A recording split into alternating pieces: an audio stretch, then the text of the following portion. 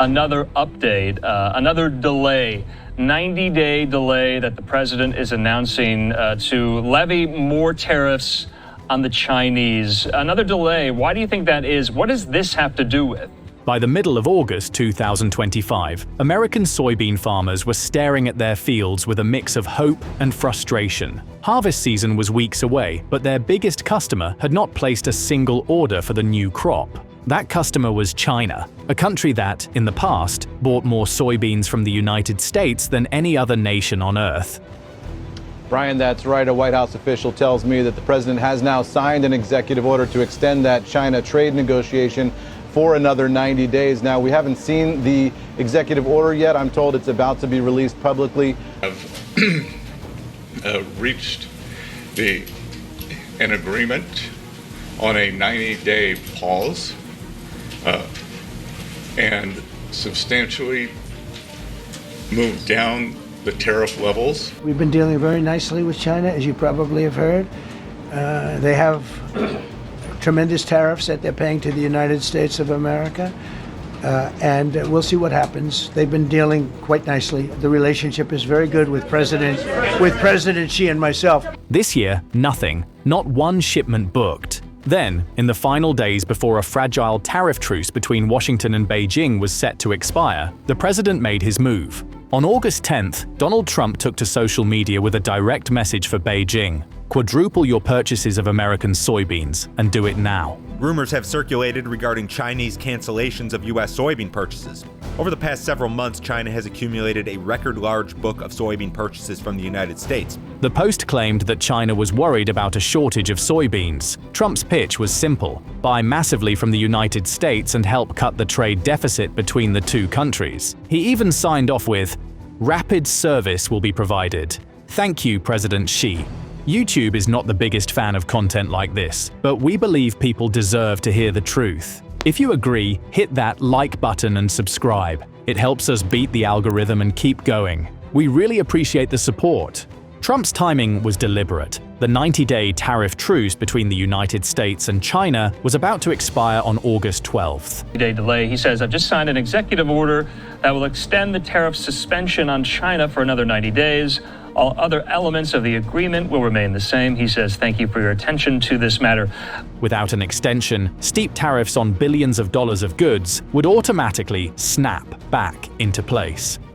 At the 11th hour, Trump signed an executive order extending that truce by another 90 days. Tariffs would not rise just yet, but the White House did not announce any firm commitment from China to buy more soybeans in return. The extension bought time. What it did not buy was certainty. China's public response was silence. The Ministry of Commerce did not acknowledge the proposal. There was no official statement, no confirmation, and no orders. Behind the scenes, the signs were even clearer. Chinese importers had still not purchased any new season American soybeans, the longest delay in nearly 20 years. Instead, Beijing was sourcing from elsewhere. Argentine soy meal cargoes had been booked earlier in the year. A $900 million letter of intent with Argentina for soybeans, corn, and vegetable oil had been signed in May. Brazil remained the dominant supplier, filling as much as 70 to 75% of China's total soybean imports in 2025. For the United States, this silence from China was not just frustrating, it was dangerous. Without China's demand, American exporters faced a harvest glut, hundreds of millions of bushels with no guaranteed buyer. On the Chicago Board of Trade, soybean futures jumped as much as 2.5% after Trump's post, hitting just over $10 per bushel, the biggest one-day gain in months. Traders were betting that maybe, just maybe, China would return to the market. But traders do not crush beans. Farmers do, and farmers knew that a price rally on speculation was not the same as a signed contract. By 2025 to 2026 marketing year, American soybean exports to China were tracking near a 20-year low. Global demand was strong, but without China, the United States was selling into smaller, more fragmented markets. Brazil's massive harvest, around 175 million tons, kept global prices competitive and limited any advantage for American beans. And as long as China's tariffs on United States soybeans remained, Brazil's crop enjoyed a built-in price edge. In Iowa, Illinois, and Minnesota, growers had heard this story before. During the earlier trade war years, China had cut back drastically on United States soybean purchases, only partially restoring them under the Phase 1 agreement. Many remembered that promises to buy had not always been kept. For Trump, the soybean push was as much political as economic. Soybeans are one of the most important crops in swing states that helped carry him to the presidency. Securing big orders from China before the November tariff truce deadline would be a win he could take to rural voters. For China, the calculus was different. Committing to a surge in purchases could be seen as bending under pressure, something Beijing prefers to avoid in trade disputes. By holding off, China signaled it was not desperate, and that it had other suppliers ready. Even as Trump extended the tariff truce, Chinese feed companies were making deals elsewhere. Argentine soy meal shipments were arriving. Brazilian exporters were filling contracts at full speed. China was in no rush to buy American beans. Market analysts were blunt. Johnny Xiang of Beijing-based AgRadar Consulting said China simply did not have the capacity to buy 4 times its usual American soybean volume. Marex analysts noted that China did not have the room to buy multiples of its normal imports given current demand. One reason, China's soy meal glut.